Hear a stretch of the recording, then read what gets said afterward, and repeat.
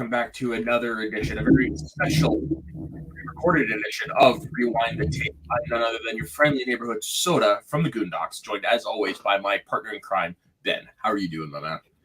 I'm doing well, and this is going to be a fun one. Can't wait to talk about this movie. Yeah, me neither. This is a movie I like. A lot of people have nostalgia for because when they watch it, I actually watched it in my 20s for the first time. I think I was in junior high when I saw it for the first time. Okay. Yeah, no, it's an incredibly fun movie. It's basically like a kid's version of like Indiana Jones. It's kind of funny we're watching this today. Oh? I forget the new name, but in the States it's the name formerly known as Christopher Columbus Day, and who directed this movie. Right. Wait, today's Christopher Columbus? Well, used to be Christopher Columbus Day? Yeah, and introduced... I forget the proper name for it. As it should be. Yeah, no, Chris Columbus, it's interesting because he's got an interesting early career because he's got the Goonies under his belt and Home Alone and Mrs. Doubtfire. And then, of course, he went on to direct Harry Potter 1 and 2. And yeah. I like him. Wouldn't you say he's underrated on director? I wouldn't say he's underrated. I think he's appreciated just enough. Okay, okay. So,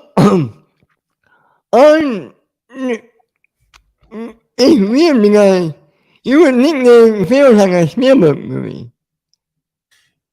Well, that's the thing. It kind of is. It's produced by Spielberg.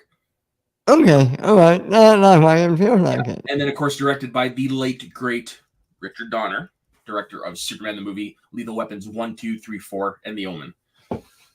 Right. Yeah. You didn't know that What? You didn't know that Donner directed this?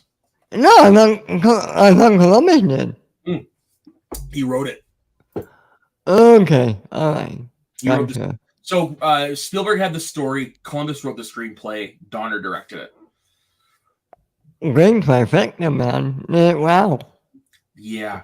But I mean, like, seriously, like, look at the cast of this. You've got Sean Astin, like we said, Josh Brolin, Corey Feldman, who was like one of the most prolific child actors of the 1980s, Martha Plimpton, Ke Huy Quan, who, as we all know, is Short Round from Indiana Jones, John Matuzak, who you might not recognize him, but he played Slop. He was a well-known football player, and he played the father in one of those old TV shows. Which one did he play that in? John Matuzak. Nope, never mind. I was mistaken. John Matuzak. What? I know him from something else. Okay, interesting. He played Tumba, Caveman with Ringo Starr. Never heard of it. It's a cute movie where they basically all speak in KVs. Shelley Long is the love interest. That's where Ringo Starr met his real life wife, Barbara Bach. It's definitely it's a movie. It's a movie. My family loves it. I'm guessing it's a musical. No, it's not. Wow! It's got early Dennis Quaid too. I like Dennis Quaid. Yeah, he's a good actor. And I forget who played. Sorry? Who played the parents in this? So Mary Ellen Trainor, who was in pretty much all of Richard Donner's movies and who's very recognizable. She played Mrs. Walsh. And Mr. Walsh was an actor named Keith Walker, who I've never heard of before or since. But he did write Free Willy. Okay. Nice. Pretty random, eh? Yeah. I remember liking that movie. I haven't gone back to revisit that movie. Oh yeah, I haven't seen it in a good 20 years. I've been thinking about it though. But yeah, before we go on, of course, we'd be remiss to mention that Robert Davi, Joe Pantoliano, or Joey Pants, and Ann Ramsey are the Fratellis, and all three of those are so good in this movie. Yeah. I didn't realize that was Joey Pants in one of them brothers. Yep. And Robert Davi, who plays the other brother, is actually a trained opera singer. So that really is him singing opera in the movie. Wow. Mm-hmm. And who doesn't like the mother of the brother? Oh God, Anne Ramsey is such a good actress, especially at playing that type of character, because she's also was in Scrooged. She was in Throw Mama from the Train. She plays Danny DeVito's mom that he wants to kill. She played Clint Eastwood's mom in Any Which Way But Loose and Every Which Way You Can, which is where I first saw her in. She did a lot of movies, and if I'm not mistaken, I think she won an Academy Award as well. Yeah, I talked about that. I don't know for what, but I kind of remember that. Hearing that, I mean. But she's never appeared in a film nominated. Interesting. So what did she win for? That's what I'm trying to find. Oh, she received a nomination. She didn't win. For what? Throw Mama from the Train, which is an update on the Spielberg thing. What do you mean? There is a movie by not Spielberg. I meant Hitchcock. Sorry, because we were talking. Yeah, okay, yeah. I get no Mama from the Train and Snap on My Mother Will Shoot confused. Oh, dude, Stop or My Mom Will Shoot. I will die on that hill. I know you would. It's got one of those movies that is universally hated, but they love, and that's me with Stop or My Mom Will Shoot. I have a few of those in my list that Yep. keep my head. So shall we start this? Let's do it, my man. Let's do it. All right. During lunchtime at the Clottsville County Jail, Jake Fratelli tricks a prison guard into believing he's committed suicide before knocking the guard unconscious and leaving the cell. As part of their escape plan, his brother Francis Fratelli pours a trail of gasoline around the main entrance of the jail as his mother waits in their black Jeep Cherokee XJ. As Jake enters the vehicle, Francis shoots the gasoline on the ground, forming a line of fire which blocks the initial line of cops, giving them not enough time to drive away, and something that Mythbusters has proven is not possible. You love the Mythbusters, don't It's you? one of my all-time favorite shows, and I actually read an interesting thing this weekend. That particular episode where they show the initial, basically the episode was whether or not you could flick a cigarette and light gasoline. It actually was used to reverse a wrongly convicted man's prison sentence. Oh, really? Wow. 20 years after he got charged for it, he saw the episode. It's like, I'm not a fucking liar. And so they did it from a forensics thing, and then lo and behold, he was released because that episode completely changed combustion, the conventional wisdom on combustion. Like, wow, what we believe to be true isn't true. Interesting. So yes, folks, you can flick a lit cigarette into a pile of gasoline, and it won't do anything. You know why? Because you need to input oxygen into the ignition thing, i.e. the cigarette. In order for it to even come close, you have to blow a lot of air that close to the gasoline. Yeah, I don't know anybody who can do that. Yeah, me neither. Well, maybe me after a chili. Maybe me after Mexican food, but it wouldn't come out of my mouth. It would come out of my head. That's actually me with Indian food. Ooh, as much as I love me some curry. As Jake and a long police chase ensues, going all over Astoria, with police ultimately losing the Fratellis in a local ORV beach race. Facing foreclosure on their homes in the Goondocks area of Astoria to an expanding country club, Mikey Walsh tries deluding himself into preferring the move as his older brother Brand works out. The rest of Mikey's friends, the titular Goonies, start showing up at their house. First, Clark Mouth Devereaux arrives and teases Brand for failing his driver's test. Then Lawrence Chunk Cohen shows up asking to have the gate open for him, but Mouth makes him do the Truffle Shuffle before Mikey tells him to stop and activates a Rube Goldberg device to open the gate. Got the Truffle Shuffle. Oh, God.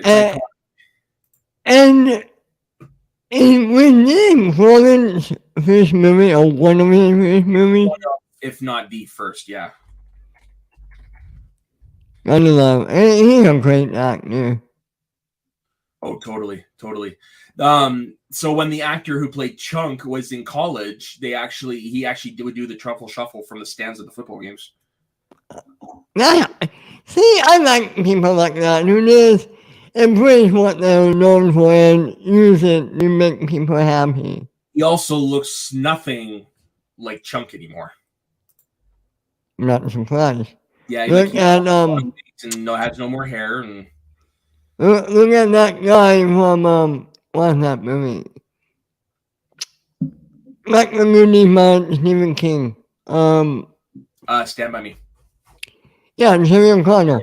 Oh yeah, that's what. He looks, He doesn't like talking about that movie because he was overweight. oh, I didn't know that. Yeah. Interesting. Chunk proceeds to tell them about the police car chase he saw earlier, but no one believes him due to his past of telling outlandish stories. Finally, Richard Data Wang. And I love how they named the Asian character Dick Wang. That dawned on me this time watching it. Finally, Data quite literally crashes through their front door via a zip line from his upstairs window, resulting in Chunk foolishly breaking the penis off of their tabletop replica of the David statue. As Chunk yeah. Fucking love it. I love that they put the dick back upside down. As Chunk and Mike try fixing it, their mother stops by the house with Rosalita, a Spanish-speaking woman who's there to help them with packing. Mouth offers to translate to Rosalita for Mrs. Walsh, only to torment her with purposeful mistranslations, such as where the sex toys are, where the sex dungeon is, and as the others clamor over fixing the statue. Corey Feldman as a child actor, man, was so good. So good. I thought he went down that path, but he rebounded from it, right? To a degree, and the more I learn about it, the more I'm starting to think of the belief that it wasn't necessarily completely his own doing. Oh, the Corey over outside forces. The other Corey, but also partially because he's Feldman's actually been has been an advocate for child sex abuse for a long time, and a lot of people were he's crazy, and it turns out it was true. Oh wow! Well, it's Hollywood for you. After Mrs. Walsh and Rosalita leave for the grocery store, the Goonies decide to root around the attic to look at Mikey's dad's stored museum pieces. Up in the attic, they discover pirate memorabilia and artifacts. While trying to stop his friends from ruining all of it, Mikey discovers a dusty old framed map written in Spanish. When Bran attributes it to One Eye Willie, a local infamous pirate who actually does not exist. I did look that up because I was curious. One Eye Willie, come and look at the One Eye Willie. Yep, I gotta love. There's a lot of euphemisms in here. Very sly euphemisms. Well, I mean, not even from Austin Powers, I believe. No. Yeah, I got that. No, trust me, I got that. That's movies. But no, it's just one Dick Wang, One-Eyed Willie. Like, only thing that's missing is a purple people eater. In the 80s, man. God bless the 80s, the decade of our birth. Oh. I think we can say we were born a little earlier in the 80s. Yeah, I really would love to be an 80s kid. That would be pretty cool. Yeah, there's a lot of stuff we missed out on. When Bran attributes it to One-Eyed Willie, a local infamous pirate, Mikey recalls a story told to him by his father about Willie. The story goes that One-Eyed Willie stole treasure and had an armada sent after him by the British king. There was a large war between the armada and the Inferno, with Willie eventually fleeing. He moved his ship into his cave, but ended up trapped after the armada blew up the cave walls around him, caving him, his crew, and his ship in. While being trapped in the cave for multiple years, they dug tunnels and caves and crafted booby traps, and Willie eventually kills all of his crew as a precaution to protect his treasure. While nobody believes the story at first, Chunk discovers a framed newspaper about Chester Copperpot, a local explorer who claimed to have the key to One-Eyed Willie, which sparks Mikey to propose searching for the lost treasure to save the Goondocks. But the others initially reject the idea and quickly rush downstairs due to the doorbell buzzer in the attic going off. As Mikey's about to go downstairs, he rolls the map up and takes a doubloon from the broken frame, which also dated back to 1632. Oh, real quick, I forget. Did John Williams give us music for this movie? Good question. No, Dave Grusin. Okay. No, Again, it feels like a Williams type of movie. really? It doesn't to me. I would love to see a John Williams score. Don't get me wrong, but it doesn't feel like a John Williams score. Maybe because I'm thinking of E.T. and kind of have similar vibes of E.T. at point. That's possible. That's definitely possible. Mr. Perkins drops by unannounced, handing off foreclosure paperwork for Mr. Walsh. With their morale low after Mr. Perkins' visit, the Goonies are now convinced to go through with the plan to find the treasure. While casually watching TV in the living room, they tie up Brand against a sofa chair with his workout bands, and Mouth flattens his bike tires before they all ride off on their own bikes. Mr. Walsh and Rosalita later come home from the grocery store and releases Brand from his resistance bands. And upon discovering his bike tires are flat, Brand steals a child's bike from Dada's sister. I did not know that was from Dada's sister. Oh, shit. Out at Ecola State Park, the Goonies use the map to match up their location with Haystack Rock, leading them in the right direction. Brand, meanwhile, is pedaling as hard as he can. Down the road are Troy Perkins, Andrea Carmichael, and Stephanie Steinbrenner, all out for a ride in Troy's Ford Mustang GT. They encounter Brand, and Andy offers them a ride. Troy, however, pins his hand to the sides of the car and starts driving as fast as he can. The girls try to make him stop, but are futile, and Brand is sent flying off a steep hill. Pretty much. Oh, the 1980s stereotypical bully. That trope never gets old. Never gets old, and he did just try to commit murder. Yep. Asshole. He's rich, so, Yeah. While using the doubloon to navigate the area, Mikey finds that the three holes in the doubloon align with the Haystack Rock, the lighthouse, and the Lighthouse Lounge, an abandoned summer restaurant. Translating the instructions on the map, they deduce that the rich staff must be in the restaurant. As they make their way towards it, they see two people entering the building and assume that they're customers. Unfazed by what sounds like gunshots, bar Chunk, of course, the boys continue to investigate the building. They see them carrying something in a bag to the kitchen, which they assume is just food. Apart from the others, Chunk discovers an ORV in the garage with bullet holes in the trunk door. He realizes that's the same ORV he saw from before, and runs to tell the rest of the boys as they enter the building. Inside, they meet Jake and Mama Fratelli, who play along with the boys' assumption that they were workers at the restaurant. Ma Fratelli threatens to cut off Mouth's tongue, intimidating them into silence as she heads back in the kitchen. The Goonies slowly begin to realize something is wrong, and Chunk tells them about the ORV in the garage, but as usual, nobody believes him. Mikey uses an excuse of needing to use the bathroom to get into the basement, believing that a clue would be down there. While searching, he overhears a strange roaring sound. Going to investigate the source, he sees Jake abusing it by throwing food at his face while it is chained to the walls. Jake leaves the room without noticing Mikey. Stays silent even when accidentally sitting on a mousetrap, because yikes. Mikey decides to help the poor thing by pushing the plate of food closer to his reach, but is scared when he sees his face and runs back upstairs, where Brand has arrived to pull the Goonies outside while the Fratellis threaten them to never come back. Outside, Mikey excitedly tells them about what he found. Shortly afterward, they've watched the Fratellis bring something outside, which they place in their car and drive away. While hiding behind wooden logs to avoid being seen by them, they get scared when Steph and Andy suddenly arrive, having apparently ditched Troy. The younger boys go off to check out the restaurant again, while Brand makes talk with his crush. While trying to get the locked door open, Mouth talks about having naked pictures of Chunk's mom, leading Chunk to run at him with Mouth stepping aside so Chunk would inadvertently ram the front door open. Very, very, very smart plan. I mean, it's a typical plan, but it works every time. And believe it or not, folks, we did used to talk like this to our friends back when we were this age. I know it's not very PC as of 2020, but this isn't fuck off. This isn't a 2020 film. I know. Again, we love to have grown up in the 1980s. Yeah, to a degree. That I'm not gonna lie, that would have been interesting. They head inside, and Brand follows to wrangle them back up. Left outside by themselves, Andy and Steph are scared indoors after coming face to face with a rotting fish head on a rake.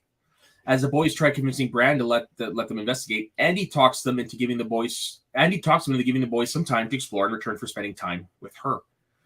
When they head downstairs, Mikey tries to show them the creature he discovered, but the Goonies all get scared and fall backward into an adjacent room. Believing this to be the lowest point of the building, Mikey attempts to dig through the floor with a fire pick, which comes to no avail. After being assaulted by Mouth again, Chunk accidentally breaks a water cooler, which spills water across the floor. Mikey points out sound of dripping water and realizes that there must be some sort of hole or drain that the water is going to. They subsequently find a hidden drain grate covering a passageway built into the room's fireplace. Meanwhile, Dad has activated a strange machine, which begins printing $50 bills, quickly determined to be fake. A newspaper meanwhile identifies the owners of the restaurant as the Fratelli criminal family who escaped jail earlier that day.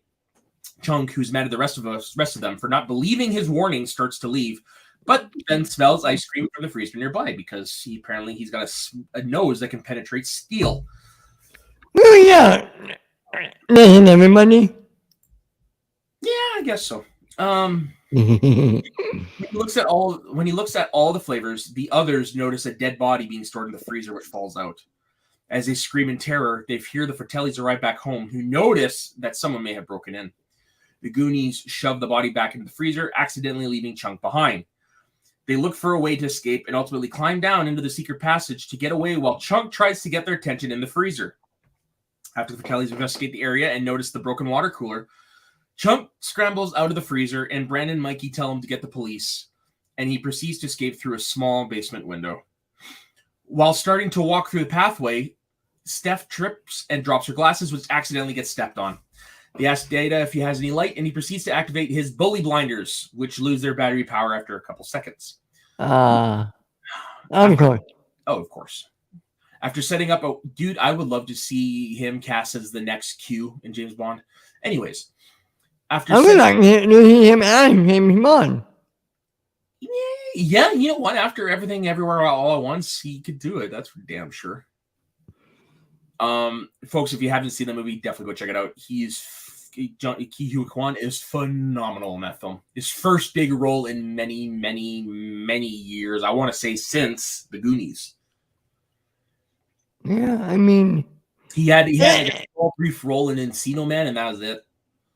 In Woodman Night, here he had a small cameo in the Indiana Jones movie.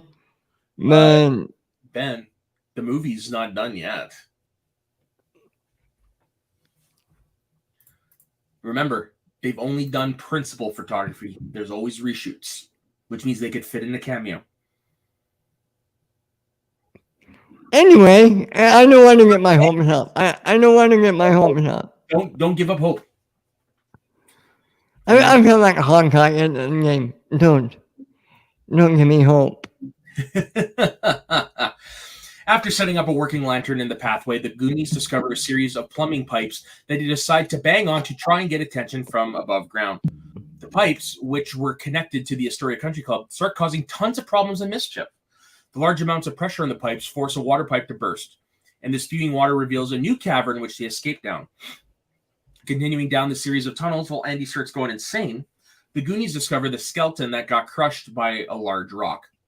While examining the old bag next to the skeleton, they find a bunch of candles, which they took along with them, unbeknownst to them that one of them is a stick of dynamite, and a wallet which confirmed that the skeleton was indeed that of one Chester Copperpot.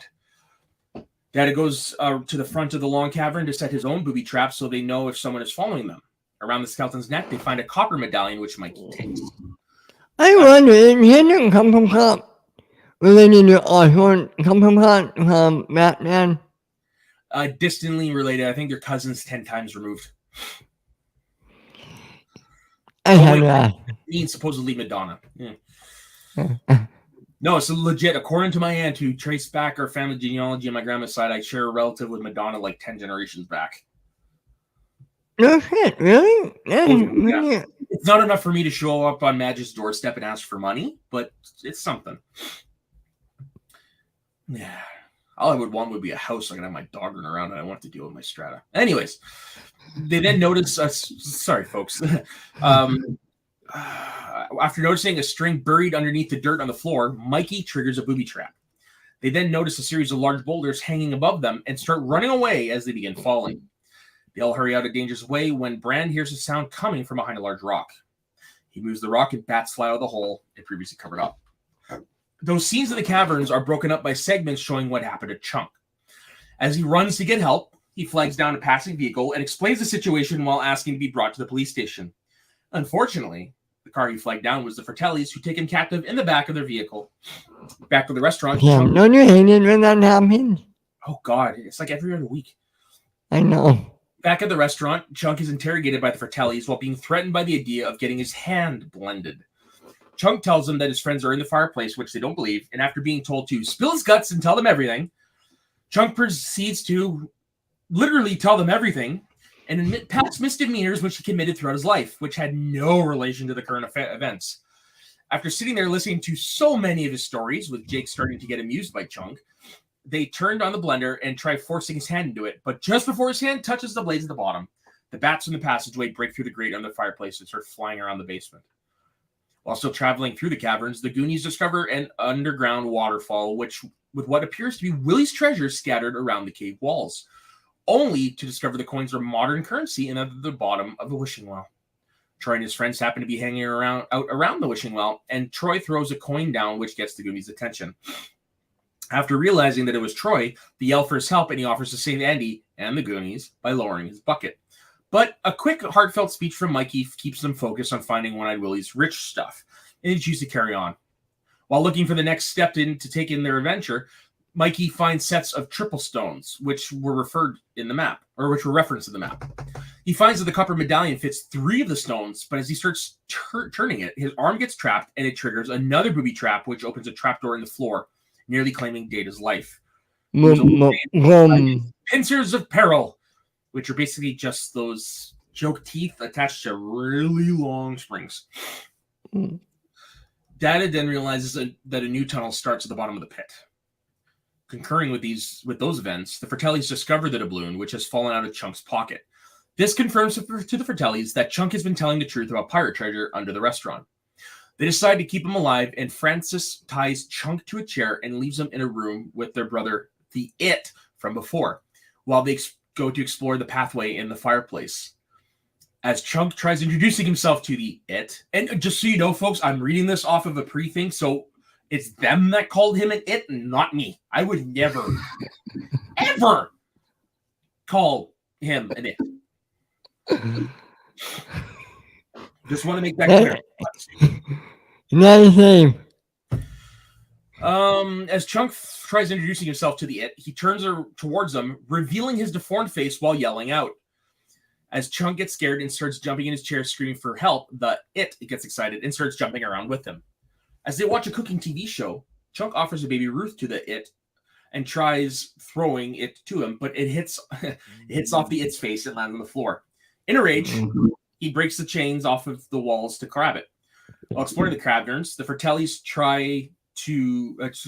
trigger the trap set by Data while walking on the floor and find a skeleton with his bag empty, as well as a set of kids' footprints leading away from the cavern. The It, now fully free of his chains, introduces himself as Sloth, the Great Sloth, and quickly befriends Chunk as they share the baby Ruth together. Chunk, you know what? This is actually as pure a friendship as a freaking gets in one of these movies. Absolutely. Yeah. Yeah. Sloth is a Goonie. Absolutely. Hey, you guys! God, I love doing that. Quickly, as they share the baby Ruth together, Chunk, now freed of his restraints by Sloth, attempts to call a sheriff who doesn't believe his story due to his past of prank calling him with ludicrous crimes. And did you actually pay attention to the crimes? No, why? Because according to the sheriff, one of the things that Chunk is called in about were some creatures that you are not supposed to get wet or feed after midnight. Oh, no fucking way. That's awesome. Yeah, of course, that's how they did it. They didn't say gremlins, but that's how they did it, yes.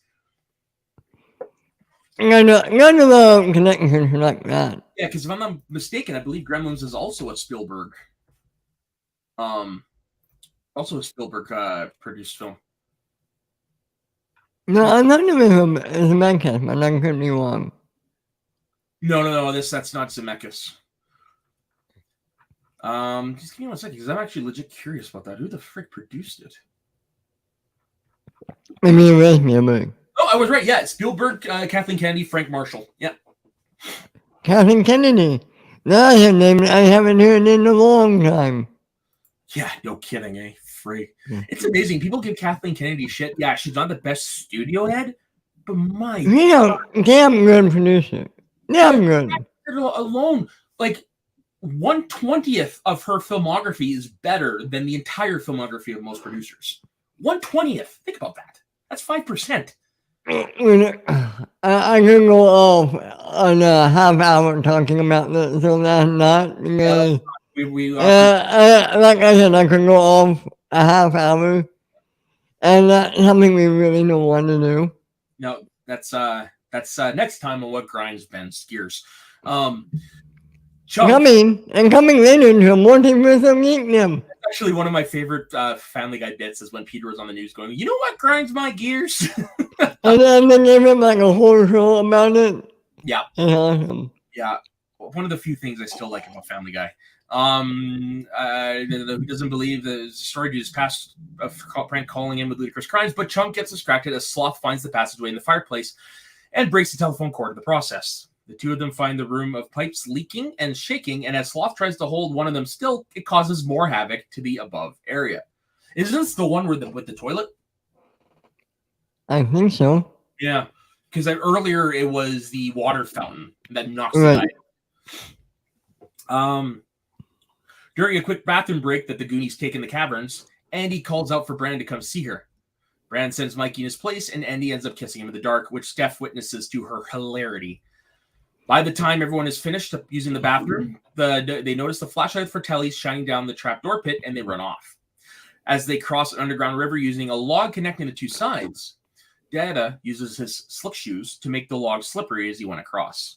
As the Goonies light up more candles on their lantern, Jake and Francis both attempt to cross the log, but both end up slipping and hurting they actually wrote this, both end up slipping and hurting their nuts, just as the water rapids start picking up. Okay, I wonder. Oh wait, no, Sean Hughes wrote that.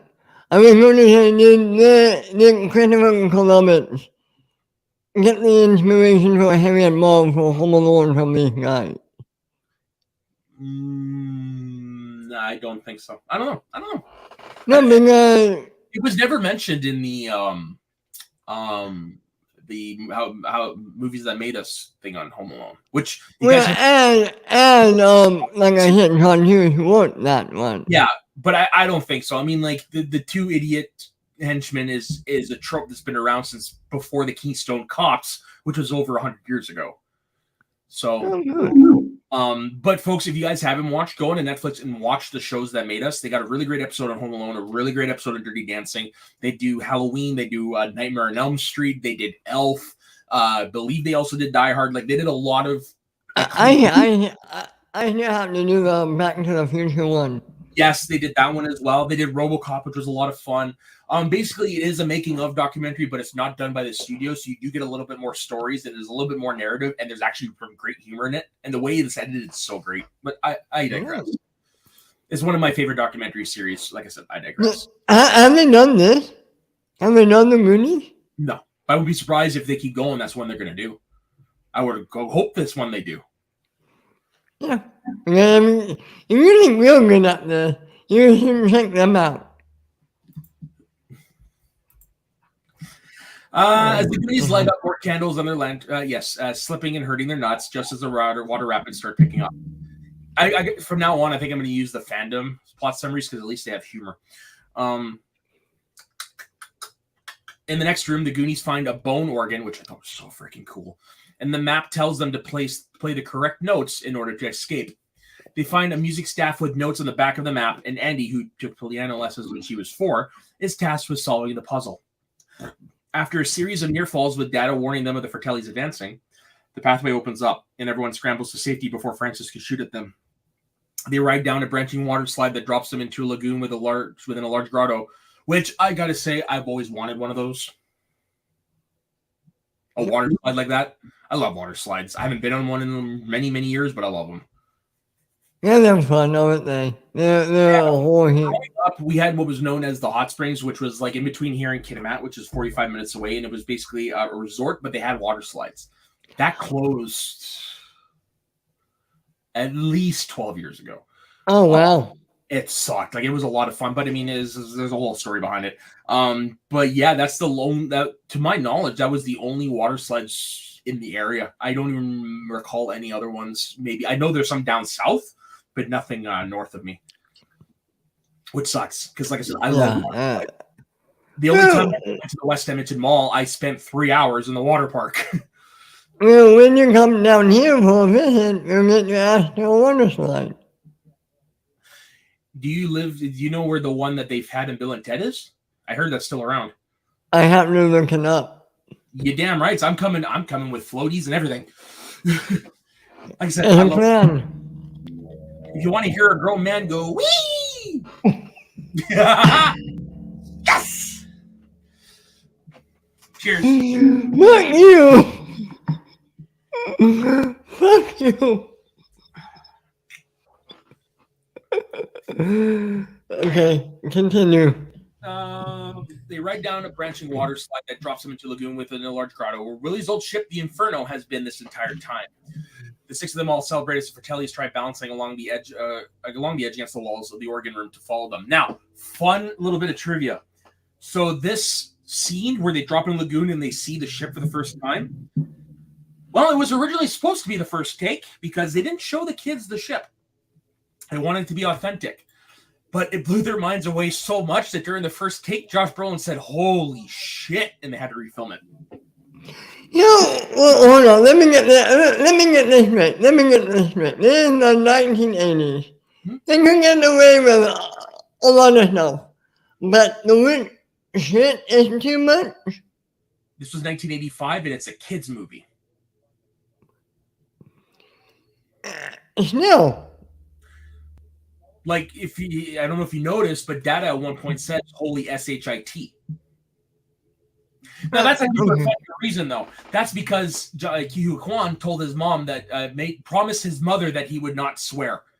So that's how we got around that, going, "Holy S-H-I-T." But if you gotta remember, dude, the 1980s were a little different. Like, this was still the advent of the PG-13 thing, and this is primarily a kids' movie, and you can't really say shit. I didn't think. I agree with you. It's not. It's not consistent. I didn't would like some consistency. Now here's the thing though. Like I'm just looking at it now. If there was a little more language in the movie, they probably would have kept it. But in reality, there's not really any swearing in this movie. Okay, that's fair. So I think that's where the consistency comes in. Okay, Now I'm not gonna lie. Holy shit would have made it feel a lot more authentic. It really would have, especially if they're going for like their initial reaction. Brand would say, "Holy shit." I'm really surprised this movie is a PG-13. That's what it comes down to. When did it come out? Hold on. 1985. So this is after PG-13 got introduced. Now here's the fun part. So it's rated differently in every country, and this is how I realized that Americans are pansies. Fuck you. I mean, they all but fuck you. R in the States and it's 14A in Canada. I'm not arguing with you. I have to show some patriotic loyalty here. Oh, of course. Let me see. Yeah, it's actually a PG-rated movie in the States. Canada, it's PG. In Nova Scotia, Ontario, it's rated G in Quebec, and I'm going to assume PG everywhere else. And in the United States, it's rated TV PG. Yeah. Yeah, I don't know why it feels like a PG-13 movie to me, but that's just me. I think it's because it has that 80s-ness about it. Okay, that's fair. I mean, think about like a lot of the stuff we know about 80s, like especially the movies or whatever. A lot of them are pretty gritty. Well, like Ghostbusters. Exactly, Ghostbusters. What else from that time? Sorry, my mind's blanking. But E.T.? Yeah, I'd actually throw E.T. on there, of course, before they digitally remastered it and stuff like that. Like it has that 80s grittiness to it that is worth a lot. Well, let's not forget what movie helped bring on the rating to begin with. Temple of Doom. Not the first one, but it helped bring in the rating system. Yeah.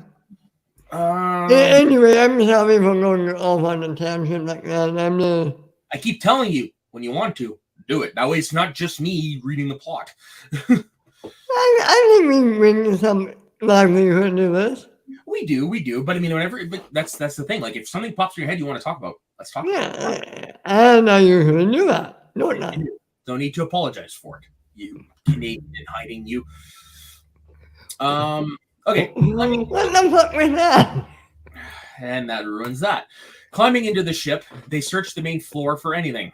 After initially finding nothing of value, Data falls through the grates of the ship deck, opening the lower level of the ship.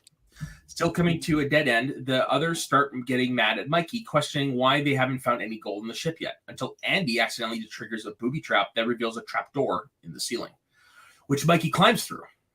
In this chamber of the ship, Mikey finally discovers One Eye Willie and all his riches. Mikey starts talking to Willie's skeleton before the rest of the Goonies make their way into the room. The Goonies start to gather up as much treasure that they can, but Mikey tells them to leave the treasure in the set of scales in front of Willie for him and to take anything else. They start trying to think of a plan to avoid getting caught by the Fratellis, only for Ma Fratelli to arrive. I love how they call her Mama in here, but she's referred to as Ma in the whole movie.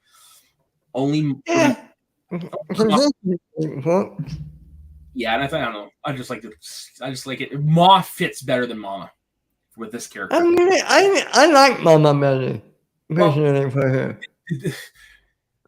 It fits because of Mob Barker, who is actually who the Fratellis are based on. Mob Barker was a famous mob boss who based like the name ensues her and her family, like this. Okay, yeah. Well, I mean, like, just think of like. Mama does sound better, but it depends on the situation. Like, I'm looking at it like this. Mama sounds endearing. It sounds comforting. But when you put it like against Ma Fratelli, that sounds evil. That sounds like... Well, how about Mama from the train? True. Okay, I digress. You win this round, Mr. Rayner.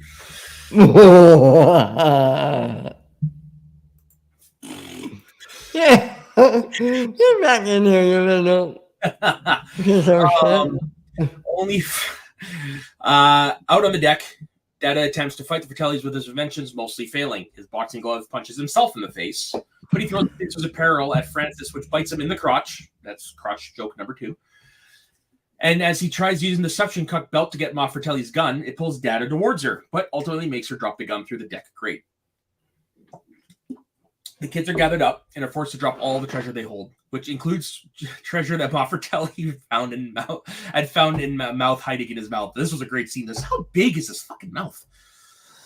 Man, that's what she said. Ooh, touche.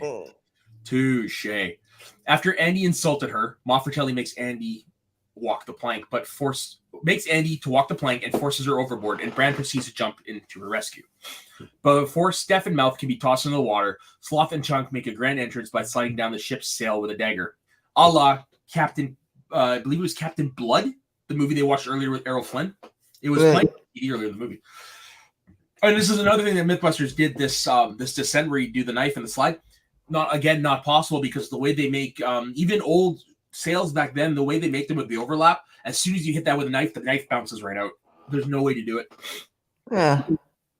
It's actually do it because they did it as safely as possible. So what they did is they actually went to a trapeze school. So they did it with all the nets and all the trapeze stuff, and so they did it as safely as possible because based on primarily tests, that's what they knew was going to happen. And yeah, it was pretty cool. As soon as they hit that spot, no matter how hard Tori held on to the knife, he bounced right off. Yeah, it was because it was just basically the way it was sewn together. It was pretty like this. Yeah. I really do think you would like Mythbusters. I really do. At least the personalities. Yeah, I gotta check it out one of these days. Discovery Plus for the win, baby. Not all episodes are on there, but there's more than enough. It's on Discovery? Yeah. No. Okay, now where was I? Sloth and Chunk make a grand entrance by sliding down the ship's sail with a dagger. This is where you guys.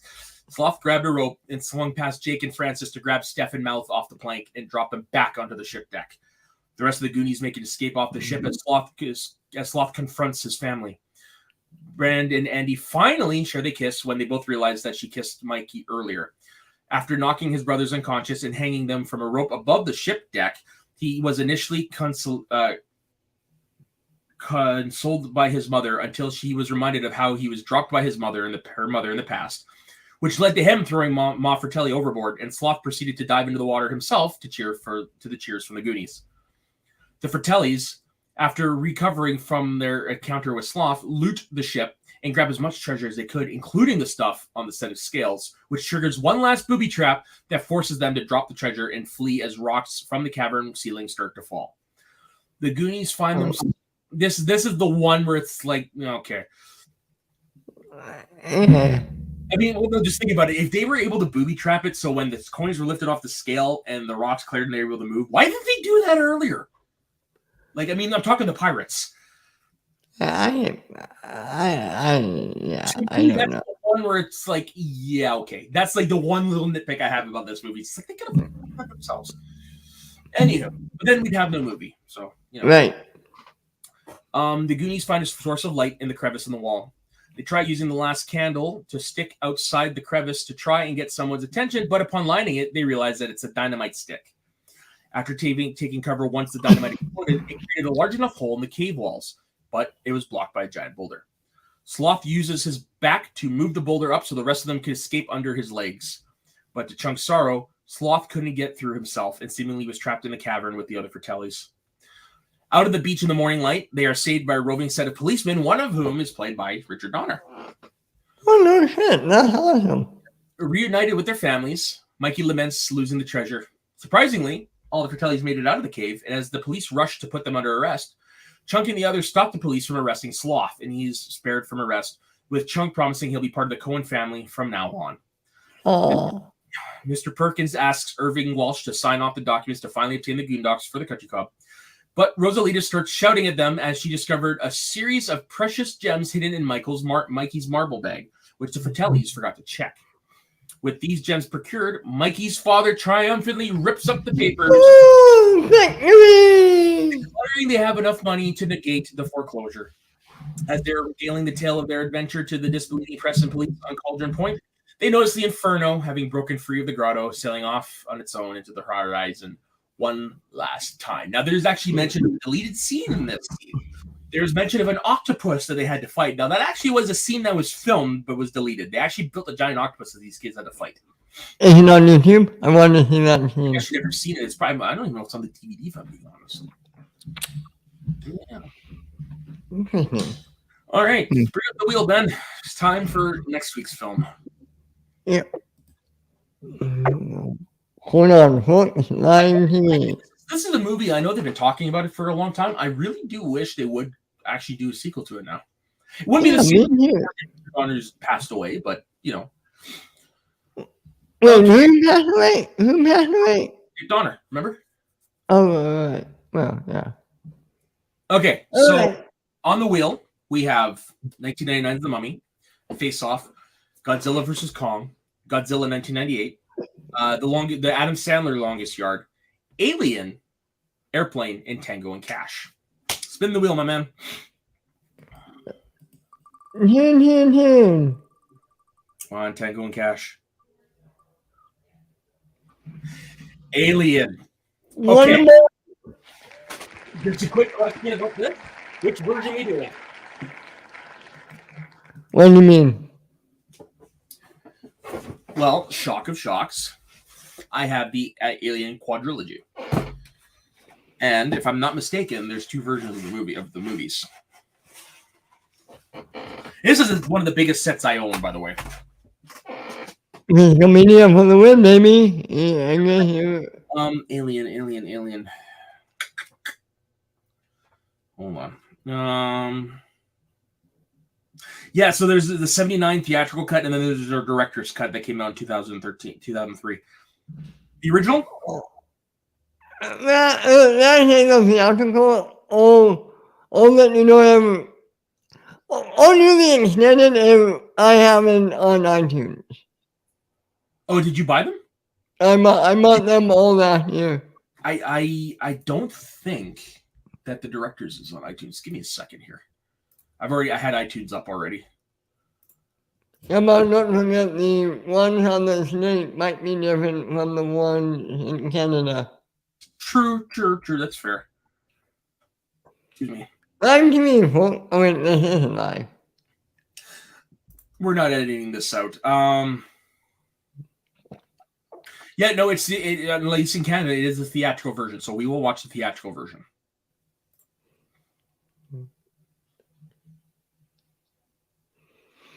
Okay.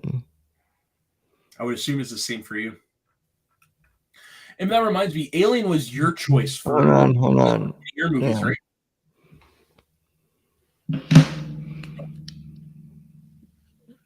Playing from Ben's Army.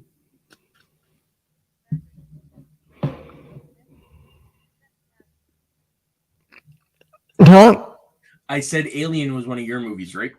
Yeah. So you get to pick the replacement. Okay. All right, folks. So that's it. That is it for us with this movie. Ended a little weird, I will admit. Ben, where can everybody find you? You guys can find me at my YouTube channel, Ben_Rainer. No, I'm sorry. On my Twitter, Ben_Rainer. My YouTube channel, The Multiverse Kingdom. We have shows like 5 days a week, right here on the Northern Entertainment Group every Tuesday, right here on Rewind.Take, and every Saturday morning on the Northern Countdown. And as for myself, you can find me on my personal Instagram and Twitter at soda_the_Saxman. You could also find me in all the shows that Ben has mentioned here. You can also find me Friday nights over on the Let's Get Ready Network doing the Blokes of Wrestling. So on behalf of myself and Ben, thank you very much for watching. Don't forget to like and subscribe. Let us know what your thoughts are of the Goonies. And we will see you next week as we go to space where nobody can hear you scream. See you next week, folks.